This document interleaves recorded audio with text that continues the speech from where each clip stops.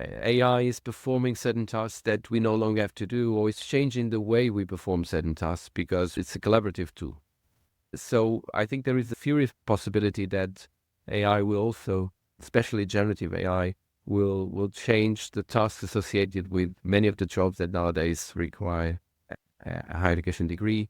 And therefore, I think we need to be attentive to that and to respond to that. And I'm worried that because higher education has been such a successful story over the last half a century in many countries, that there is a degree of complacency regarding this, and that people just take the sort of these more relaxed attitude, saying, "Oh yes, we've seen all these previous changes, and we always said we didn't experience so much problem, so therefore." I think there are quite a few aspects that we need to change in our education. One of the major concerns that I have is that a lot of the attention tends to be on the impact of digitalization and technologies on science and technology fields.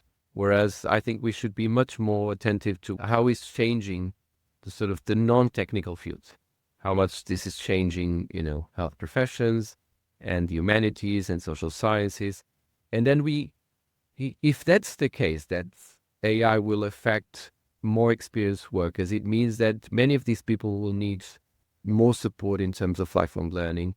They will need to have support in terms of reskilling, in terms of in some cases, changing their professional trajectory. And this is an area where a lot of higher education institutions preach much more than they practice. And I think that means that we need to rethink the way we allocate our efforts in terms of our education portfolio by moving some of the attention towards lifelong learning that has been so much focus on initial training that's been the core of the sector in many systems. But there are various dimensions that at the end of the day will come to how much the institution is committed to education as the prime mission of higher education.